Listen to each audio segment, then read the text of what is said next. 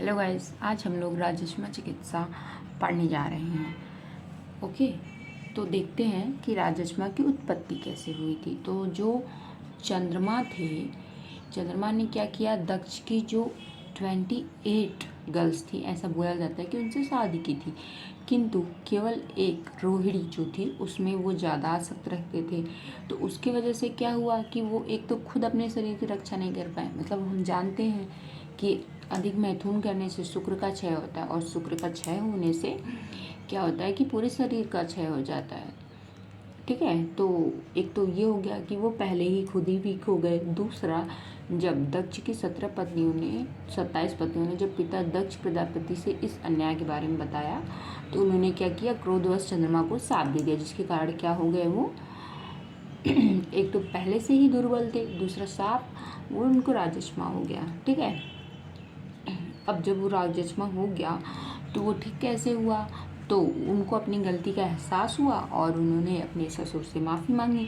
तो फिर क्या हुआ कि अश्विनी कुमारों ने उनकी चिकित्सा कर दी। लेकिन अब ये तो हुई स्वर्गलोक की बात, लेकिन पृथ्वी पे कैसे आया, तो राजश्मा का मृत्यु लोक में आगमन, यानी यहाँ धरती पर स यक्ष्मा हुंकृतो अस्मि भ्याम मनुषम लोकम आगत।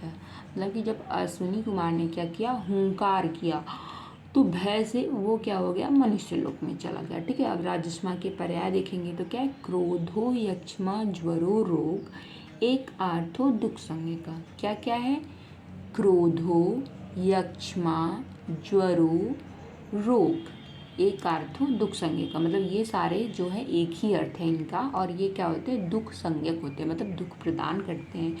अब राजश्मा के 4 हेतु होते हैं, उन 4 हेतुओं के बारे में बात करेंगे। पहला, अयथा बल आरंभ, मतलब कि आपका जितना बल है उसके अकॉर्डिंग काम नहीं कर रहे हैं, तो क्या कर रहे हैं, उससे ज़्यादा काम कर रहे हैं आप। वेग संधारण, रोग वेगों को रोक रहे हैं आप। क्षयम, आपका किसी वजह से धातु क्षय हो गया है तो आपको हो सकता है, क्योंकि हम लोग आज भी जानते हैं कि जो ट्यूबरकुलोसिस होता है वो तब होता है, ऐसा माना जाता है कि जो बैक्टीरिया होता है वो लेटेंट फेज में पड़ा रहता है, लेकिन जब आपकी बॉडी वीक होती है देन वो आपकी बॉडी क्या हो जाता है, एक्टिव हो जाता है। ठीक है, यक्ष्मण कारणम विद्या चतुर्थम विषम आसनम, चौथा क्या है, विषम आसन।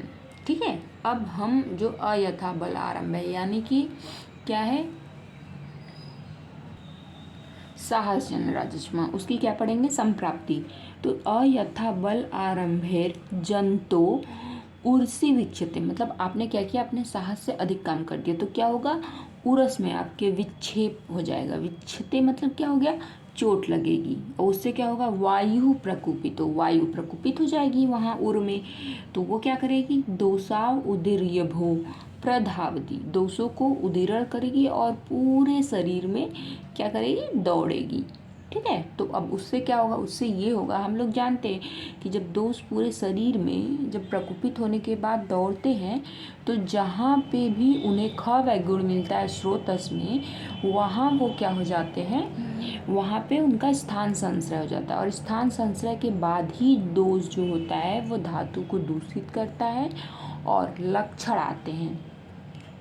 ठीक है, तो अपनी शक्ति से अधिक काम करना, जिससे उरह प्रदेश में विक्षेप हुआ, वात का प्रकोप हुआ और कफ वात का उदीर्ण हुआ, फिर शरीर के विभिन्न प्रदेशों में दौरा करना, फिर स्थान अनुसार लक्षण, वही कि अब ये शरीर के विभिन्न प्रदेशों में जा रहे हैं, मतलब पूरे शरीर में जा रहे हैं, तो जिस स्रोतस में उन्हें ख व गुण मिलेगा वहाँ पे स्थान संश्रय होगा। उसके बाद दोष जो है धातु को दूषित करेगा, मतलब दोष से समझना होगी, फिर उसके बाद क्या होगा, लक्षण प्रकट हो जाएंगे।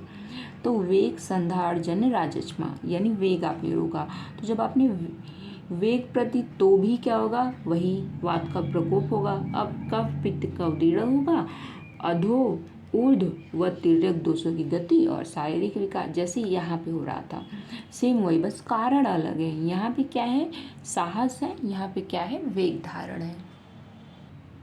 अब हम धातु क्षयजन राजश्मा की संप्राप्ति पढ़ेंगे कि आपने हेतु का सेवन किया, उससे क्या हुआ, शुक्र और ओज की हानि होगी। अब शुक्र और ओज की हानि होगी तो क्या होगा, शरीर में स्नेह अंश का क्षय होगा। स्नेह अंश क्षय हो गया तो शरीर में क्या बढ़ेगी, रुक्षता बढ़ेगी। और अगर रुक्षता बढ़ती है तो रुक्षता क्या करेगी, वायु की वृद्धि, फिर दोष उदीर्ण और राजस्मा की प्राप्ति। ठीक है, अब विषम आसन जन्य राजस्मा देखेंगे तो आपने विविध अन्नपान क्या किया, विषम रूप से किया। विषम रूप से अगर अन्नपान करें तो वो त्रिदोष प्रकोपक होता है। ठीक है, विषम आसन का मतलब ये हो गया कि या तो आप मात्रा से अधिक ले रहे हैं, मात्रा से कम ले रहे हैं, या फिर जो आपके खाने का समय है, ठीक है, उससे पहले ले रहे हैं। मतलब आपको भूख लगी है और आपने नहीं खाया, उस कुछ देर बाद खाया, या आपको भूख नहीं लगी थी आपने खा लिया, आपने बहुत ज़्यादा मात्रा में खाया, बहुत कम मात्रा में खाया, मतलब इरेगुलर आप जो है फूड का इंटेक कर रहे हैं। ठीक है, तो उससे तीनों दोष प्रकोप होते हैं।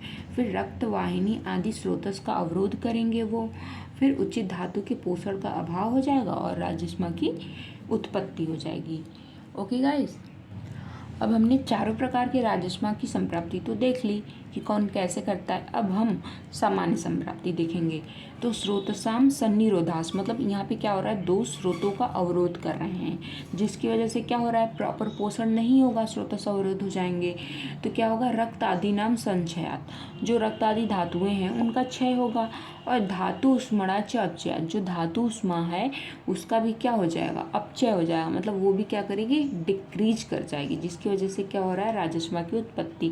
मतलब सेम यही चीज़ें हैं, लेकिन उनको क्या कर दिया इन्होंने, ब्रॉड टर्म में आपको समझा दिया कि जो दोष है वो प्रकोपित हो रहे हैं, वो क्या कर रहे हैं, स्रोतस का अवरोध कर रहे हैं। स्रोतस का अवरोध करने की वजह से मतलब आपकी जो नॉर्मल फिजियोलॉजी है वो नहीं हो पा रही है।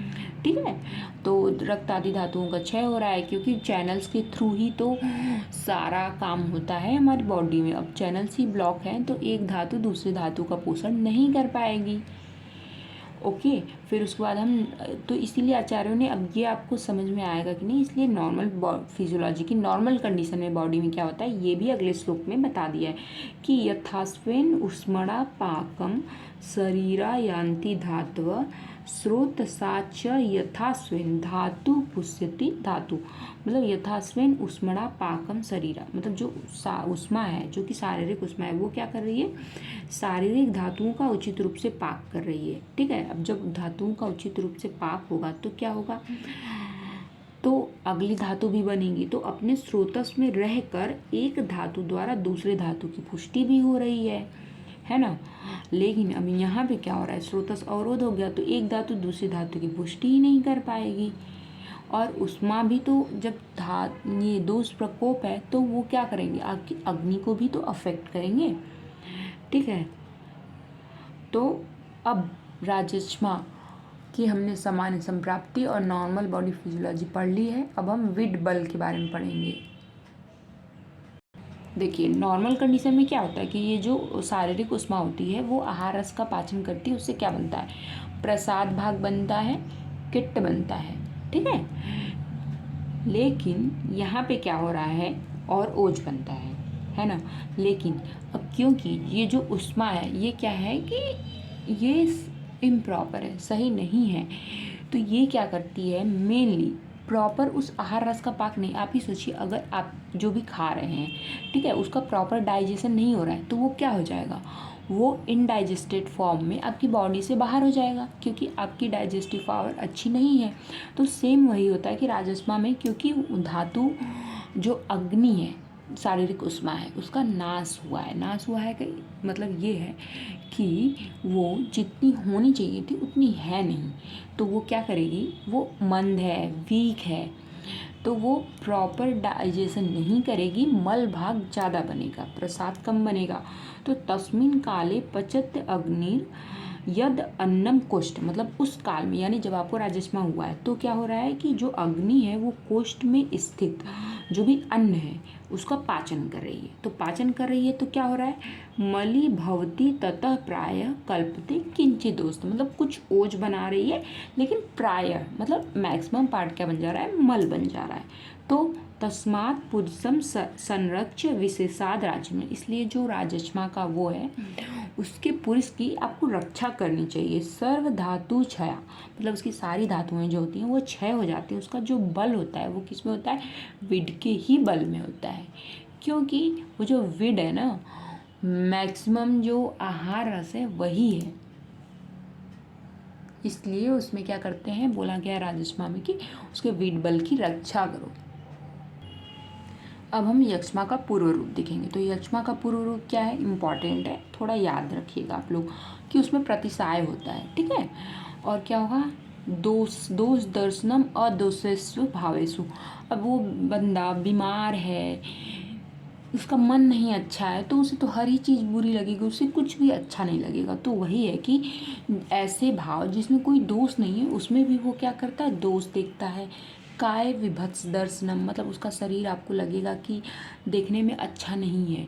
आप मतलब ऐसा होता है ना कि कोई भी पेशेंट्स आया बहुत, मतलब सही में अगर आप राजस्मा के पेशेंट्स को देखेंगे ना, इतने अगर उसको बहुत ज़्यादा क्रोनिक हो गया है, उसने ध्यान नहीं दिया और उसका राजस्मा बढ़ गया है, एकदम पतले दुबले से होते हैं, एकदम जैसे लगता है कि हड्डी दिख रही है आपको, देखने में सच में बुरा लगता है उनको। केसा नाम नखा नाम च अभिवर्धनम, मतलब उनके केस और नख, क्योंकि उसमें मल ज़्यादा बन रहा है, केस और नख भी मल ही होते हैं, तो इनकी अधिक वृद्धि हो रही है, ऐसे आप याद कर सकते हैं। जलाशया नाम शैला नाम वना नाम ज्योतिषाम सुस्यताम क्षीयमाणा नाम पतताम यच दर्शनम, मतलब वो अपने सपने में क्या दिखेगा, जलाशय सूख रहे हैं, पर्वत गिर रहे हैं, वन भी एकदम उनमें आग लगी हुई है, ठीक है, उल्कापात हो रहा है, ऐसी चीज़ें दिखेगा। और उसके बाद हम लोग क्या देखते हैं कि मतलब मानसिक अगर देखें आप तो उसमें मानसिक ये सारी चीज़ें मैनिफेस्ट हो रही हैं, है ना। फिर यक्ष्मा के षड और एकादश रूप, ये सब भी हम लोग देखेंगे। पहले तो हम कास की संप्राप्ति देख लेंगे। आचार्य कहते हैं कि पहले कास होता है, उसके बाद उसको मतलब सारे लक्षण आते हैं। इवन अब अगर मॉडर्न में भी देखोगे तो उसमें भी उन्होंने बोला कि अगर 1 महीने से ज़्यादा आपको खांसी हो रही है तो आप क्या कीजिए, जाके तुरंत डायग्नोसिस करिए कि आपको कहीं टीबी तो नहीं है। तो रस स्रोतसु रुद्धेसु, मतलब स्रोतस का अवरोध हम जानते हैं कि होता है राजस्मा में, ठीक है। तो ये बोल रहे हैं कि जब जो रस व स्रोतस का अवरोध होता है तो उससे क्या होता है, उससे कफ होता है। तो कैसे होता है कि रस व स्रोतस का अवरोध हो गया, रस बाहर नहीं निकल पाएगा, तो क्या होगा, स्वस्थान अस्तो विधीयते, खुद के स्थान में रहकर उसकी वृद्धि होगी। अब एक टाइम तक ही वो वहाँ पे स्टोर हो सकता है, उसके बाद तो बाहर ही निकलना है। स ऊर्ध्वम कास वेगेन बहुरूपा प्रवर्तते, तो वो क्या करेगा, ऊर्ध्व मार्ग के द्वारा बहुत सारे रूप में प्रवर्तित होगा, है ना, मतलब निकलेगा, ठीक है। अब इसके बाद उसमें एकादश और षड रूप आएंगे। तो देखिए पहले हम षड रूप याद करेंगे, ठीक है, और उसके बाद में एकादश रूप उसी से याद हो जाएगा। कासो ज्वर पार्श्वशूल स्वर वर्चो गदो अरुचि, तो कास है तो कास के साथ श्वास भी आएगा, ठीक है। ज्वर है तो ज्वर के साथ अंशताप, पार्श्वशूल है तो उसके साथ शिरशूल, स्वर भेद के साथ कोई नहीं रहेगा क्योंकि 6, 5, 11 ही चाहिए हमें। अतिसार है तो अतिसार के साथ देखिए शोणित और कफ का वमन हो गया, है ना, और अरुचि, तो एक तो शोणित का वमन हो गया, दूसरा कफ का, तो हो गया ना 3 to 5, तो आपको 11 भी याद हो जाएंगे। अब असाध्य राजस्मा, तो इन्होंने बोला है कि 11, 6 और 3 जो रूप होते हैं सभी असाध्य होंगे अगर उसको राजस्मा बल और मांस के क्षीण होने पे हुआ है, नहीं तो अगर बल और मांस है उसके अंदर तो एकादश वाला भी साध्य हो जाएगा, ठीक है। और जो आचार्य सुश्रुत थे उन्होंने त्रिवृद्ध राजस्मा का क्या लक्षण बताया, ज्वर, कास और रक्त वमन। ये तो आचार्य सुश्रुत का था। आचार्य नोट्स के लिए आप लोग परेशान ना हो, नोट्स मैं जल्दी टेलीग्राम चैनल पे डालूंगी और उसका लिंक आपको डिस्क्रिप्शन में मिल जाएगा, ठीक है। तो अभी केवल आप लोग पढ़िए। तो यक्ष्मा का सामान्य लक्षण क्या है, अंश पार्श्व अभिताप, यानी अंश पे पार्श्व में, कंधों में और पसलियों में आपको क्या होगी, अभिताप, मतलब पीड़ा होगी, आपको दिक्कत होगी वहाँ पे। संताप कर पाते, मतलब उसके हाथ और पैर आपको गर्म लगेंगे। ज्वर होगा पूरे शरीर में। अब हम प्रतिसाय की संप्राप्ति क्या है, प्रतिसाय में क्या होता है कि हम लोग जुकाम से मेनली कफ से कोरिलेट करते हैं। तो ये बोल रहे हैं कि जो घ्राण मूल है, यानी आपका जो नाक है, नोज है, उसका जो मूल है वहाँ पे श्लेष्मा, रुधिर और पित्त स्थित रहते हैं, ठीक है। लेकिन अब जब वात का प्रकोप यहाँ पे हमने देखा था कि वात जहाँ जहाँ जा रही है स्थान अनुसार लक्षण दे रही, तो अगर यहाँ पे आएगी तो इनको क्या करेगी, उत्क्लेशित करके बाहर निकालेगी।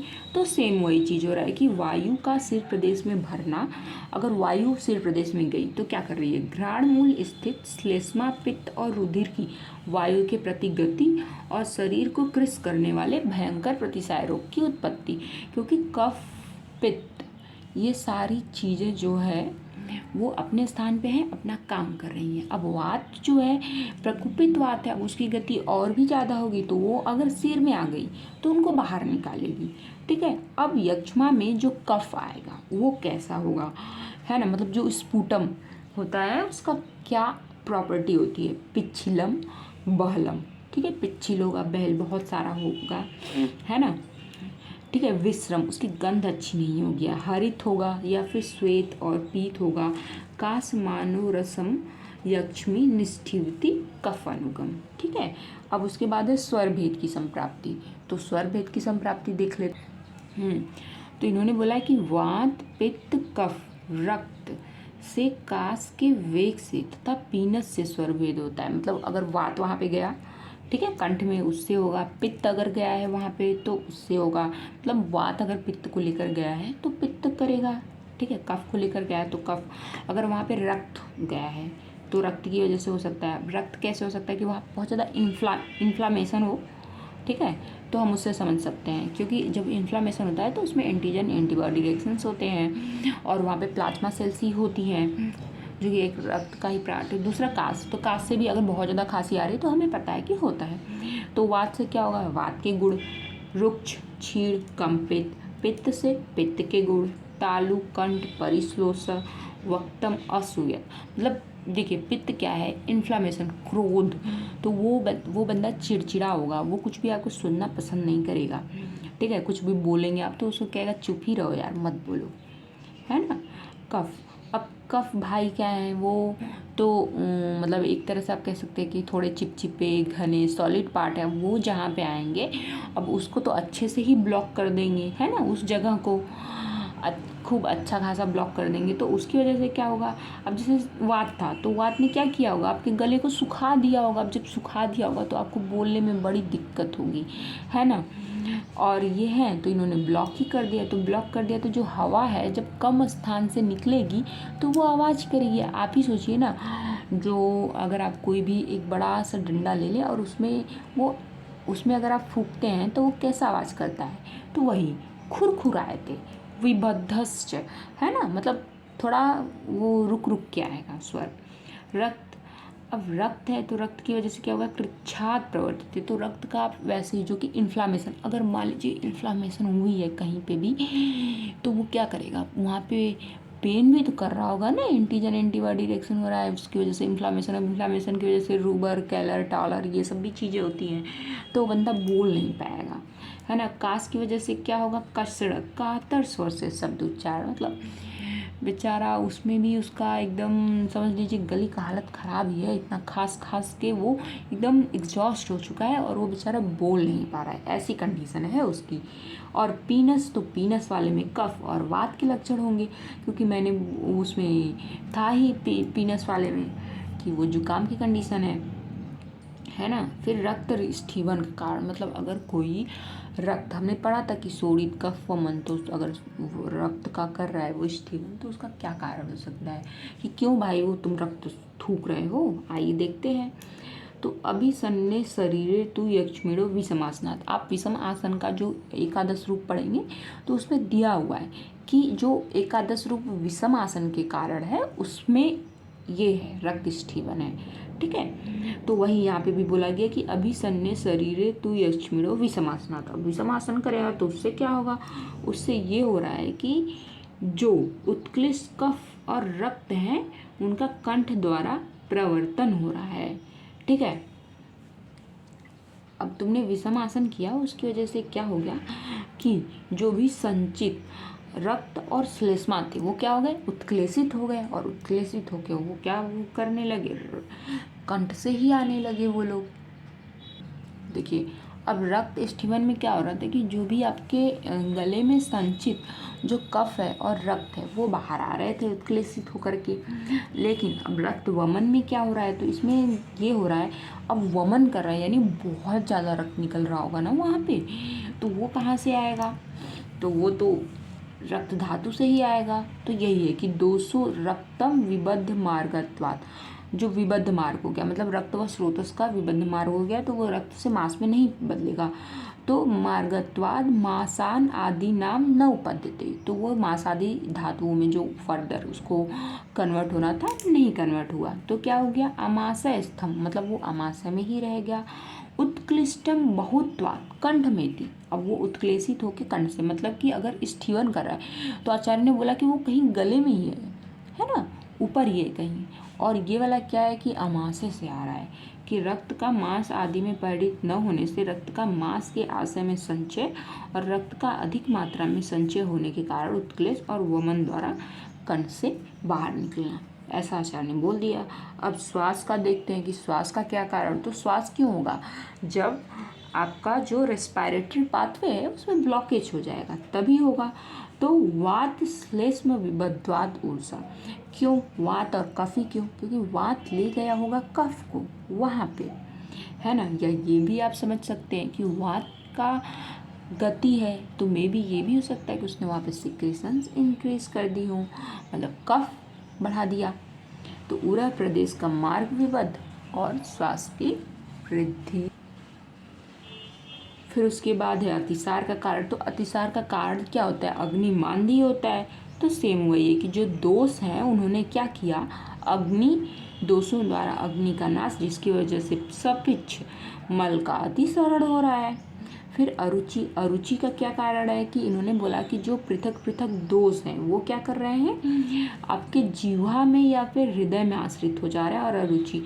अब आचार्य ने जीवा क्यों बोला, क्योंकि जीवा के थ्रू ही हम क्या करते हैं, टेस्ट लेते हैं। तो आचार्य ने ये माना कि दोष जीवा में आश्रित हो रहे होंगे तभी उसको अरुचि हो रही है। दूसरा हृदय क्यों बोला, क्योंकि हम लोग भी जानते हैं कि जब हमारा मन अच्छा नहीं होता है तो हमें तुम कुछ भी ला के दे दो हमें अच्छा ही नहीं लगता, तो इसलिए आचार्य ने ये माना होगा कि हृदय भी इसका एक कारण हो सकता है ना। तो अरुचि की उत्पत्ति हो गई।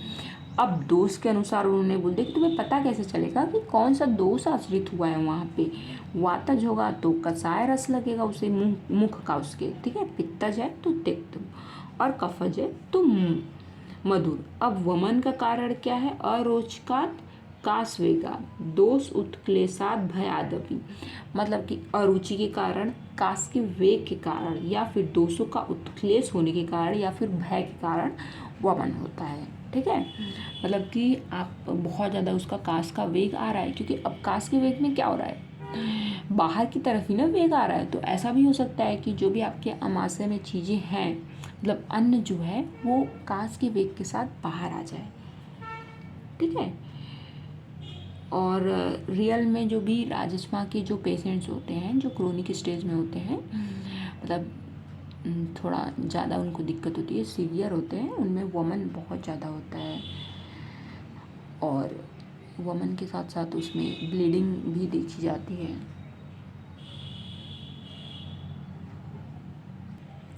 अब राजस्मा की चिकित्सा, तो देखिए हम लोग जान गए हैं कि राजस्मा में तीनों दोष का प्रकोप है। तो अगर त्रिदोष प्रकोप है तो उसको हमें समन करने का सबसे अच्छा तरीका क्या है, संशोधन है। लेकिन राजस्मा में जो रोगी होता है वो तो दुर्बल होता है, तो अब उसमें कैसे करवाएंगे, तो सर्व त्रिदोष जो यक्ष्मा दोषाणाम तु बल अबलम परीक्ष अवस्थिकम वैद्य शोषिडम समुपाचरित, मतलब ये बोल रहे हैं कि सभी राजस्मा तो त्रिदोष से ही होते हैं, इसलिए वैद्य को चाहिए कि दोष के बल अबल का विचार करके उनकी अवस्था के अनुसार चिकित्सा करे, ठीक है। तो आप पहले तो दोष का देखिए कि उसमें कितना दोष है, फिर उसके बाद देखिए रोगी का बल कैसा है, फिर उसके बाद संशोधन का प्लान कीजिए।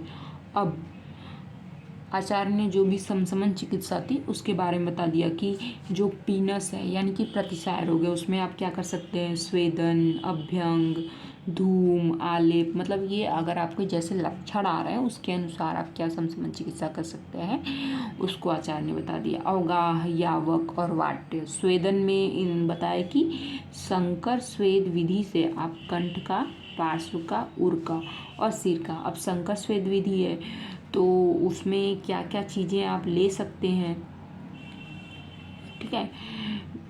कृस्रा, उत्कारिका, उलर्द, कुल्थी, यव, पायस, इनसे भी आप कर सकते हैं। फिर उसके बाद परिसेक है, तो परिसेक में तो हमें क्वाथ ही लेना होगा। तो क्वाथ में कौन सा ले सकते हैं, वातनाशक पत्र के क्वाथ को ले सकते हैं। नाड़ी स्वेद, तो नाड़ी स्वेद में आप क्या करेंगे, तो नाड़ी स्वेद में इन्होंने बोला है कि वत्स्य यानी कि बकरी और मत्स्य यानी मछली के सिर को लेंगे, मतलब उसको लेके आपको उबाल लेना है और उससे जो पानी, मतलब जो वाष्प बनेगा, जो भाप बनेगा, उससे आपको क्या करना है, स्वेदन कर देना है, ठीक है। तो ये तो स्वेदन में इन्होंने बता दिया, संगर स्वेद बता दिया, परिसेक और नाड़ी स्वेद बता दिया। बाकी उपनाह स्वेद भी आप कर सकते हैं, ठीक है।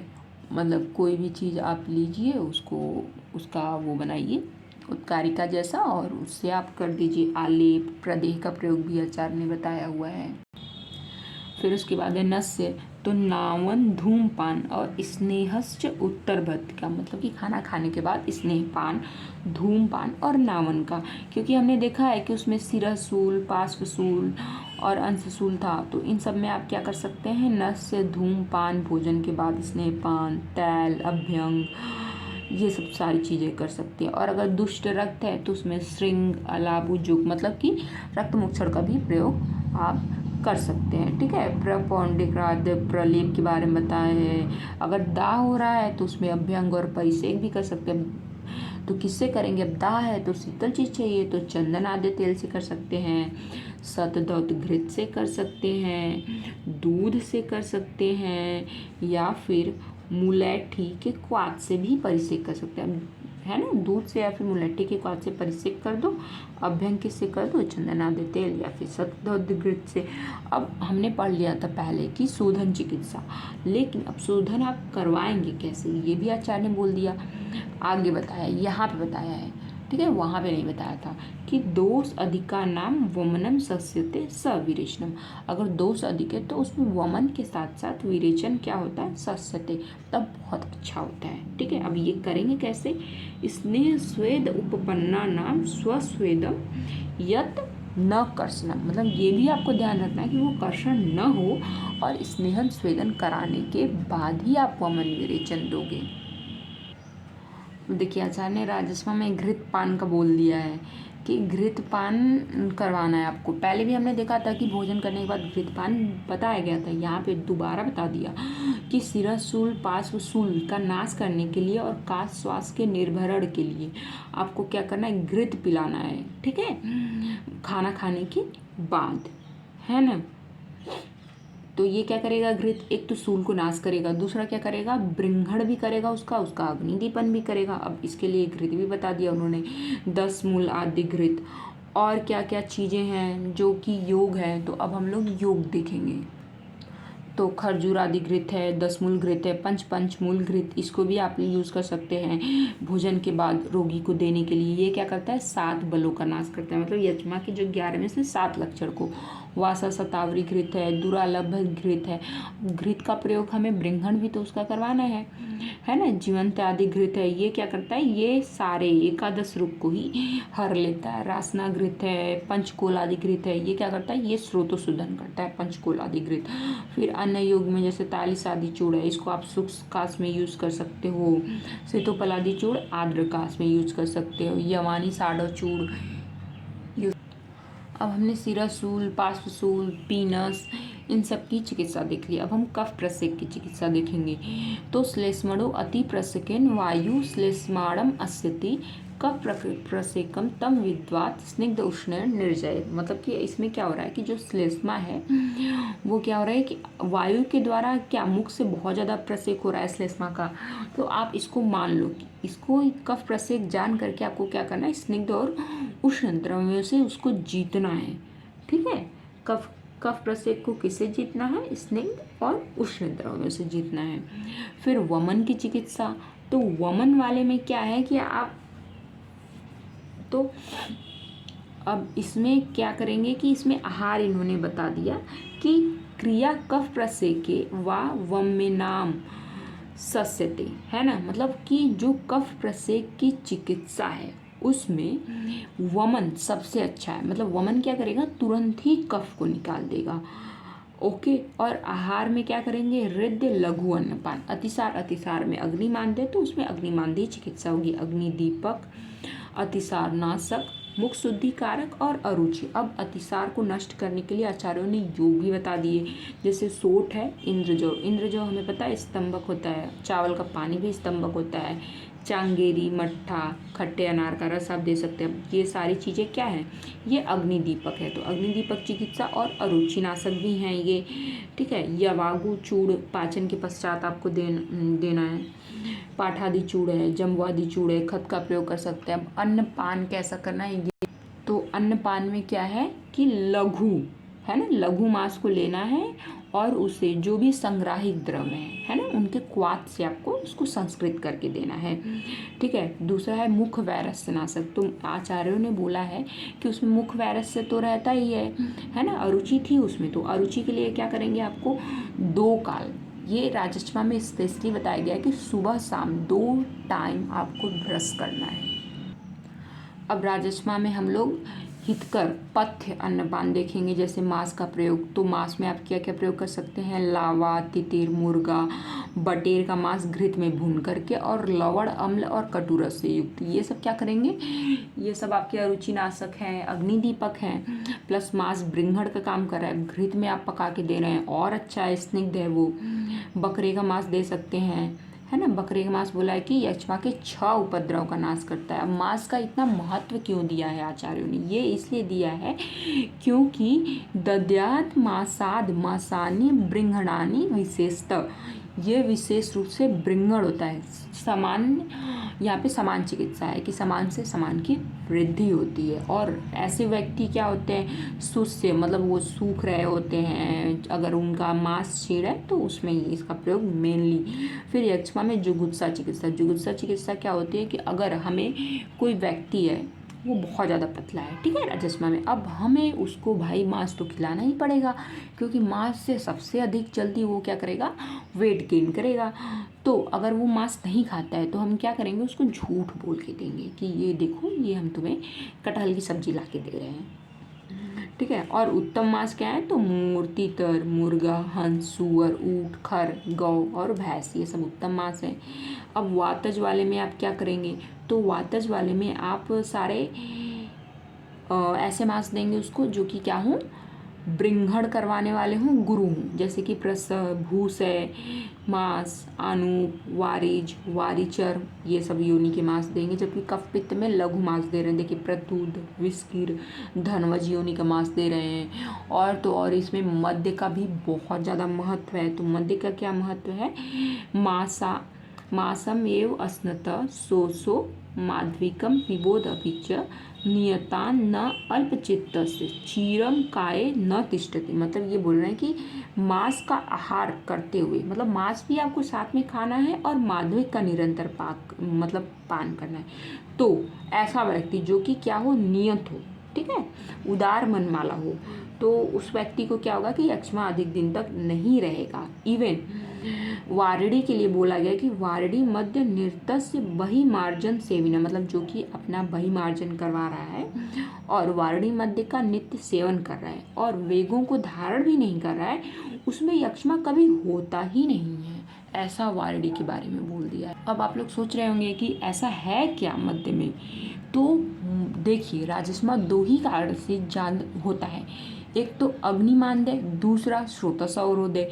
ये क्या होता है, मध्य सूक्ष्म होता है, तीक्ष्ण होता है, विदाही विशद होता है। मतलब ये क्या करेगा, आपके स्रोतों को, मतलब सूक्ष्म होने के कारण छोटे से छोटे स्रोत में पहुंच जाएगा, और तीक्ष्ण और उष्ण होने के कारण जो भी वहाँ पे ब्लॉकेज होगा उसको खोल देगा। मतलब ये वात को भी समन करेगा और कफ को भी समन करेगा और अग्निदीपन भी करेगा, जिसकी हमें बहुत ज़्यादा ज़रूरत है। मध्यम, तीक्ष्ण, औष्ण, वैसध्यम, सूक्ष्मत्वाद, ठीक है। अब ये क्या करेगा, तो अगर स्रोतस खुल गए तो पुष्यति धातु पोषाच शीघ्रम शोष प्रशामति, मतलब धातुओं का पोषण होगा और पोषण होने की वजह से शीघ्र ही शोथ का नाश हो जाएगा। और क्या क्या पथ्य अन्न है, तो देखिए मूली और कुल्थी से विधि पूर्वक बनाया हुआ यूज, जौ गेहूँ चावल, ये सब चीज़ें आप उसको दे सकते हैं, है ना। या फिर आजस्य पैश्चैव, बकरी का भी दूध दे सकते हैं, ठीक है। और यक्ष्मा में पान व्यवस्था, मतलब क्या क्या पीने के लिए देंगे, तो देखिए वाणी मध्य तो आपका प्रसाद भाग तो आप देंगे ही, क्योंकि वाणी मध्य जो पी रहा था और बाकी जो भी प्रोसीजर था उसको फॉलो कर रहा था, उसको कभी भी हो ही नहीं रहा था। लघु पंचमूल सिद्ध जल देंगे, है ना, धनिया या फिर सोठ, तो ये सब अग्नि दीपन करेंगे। भूमि आम्ल का सिद्ध, भूमि आम्ल की सिद्ध जल देंगे। फिर हर्षकर पथ्य, मतलब हर्षकर पथ्य का मतलब ये है कि उसका मन तो अच्छा होता नहीं है, तो उसको ऐसी चीज़ें दो जो उसके मन में हर्ष उत्पन्न करे। तो ऐसी चीज़ें क्या होती है, उत्तम होती है, मतलब ऐसा बोला जाता है ना रोगी को कि उसको हमेशा खुश रखो, ठीक है, तो वही चीज़ है। फिर दूसरा क्या है कि छत छीड़ की चिकित्सा, क्योंकि देखिए छत छीड़ में भी क्या होता है, वो बंदा उसके उरा में छत होता है, मतलब सेम इसी की तरह उसकी संप्राप्ति है, तो इसलिए उसमें जो जो पथ्य बताया गया है वो यक्ष्मा में उपयोग कर सकते हैं। फिर दैव्यापाश्रय, यहाँ पे दैव्यापाश्रय क्यों बोला गया है, क्योंकि ऐसा मतलब कि माना जाता है ना कि जो उनको हुआ था राजस्पा, राजा चंद्रमा को, तो मंत्र बलि होम से वो ठीक किया गया था। तो ऐसे ही इसको भी राजस्मा, अब है तो वही राजस्मा, तो जैसे उनको मंत्र बलि होम से ठीक किया गया था, वैसे ही हम आज भी उसका उपयोग कर सकते हैं, मतलब दैव्यापाश्रय चिकित्सा का उपयोग राजस्मा में किया जा सकता है। ओके गाइस, तो आज आपका राजस्मा का चैप्टर ख़त्म हो गया। थैंक यू सो मच, मिलते हैं नेक्स्ट चैप्टर में।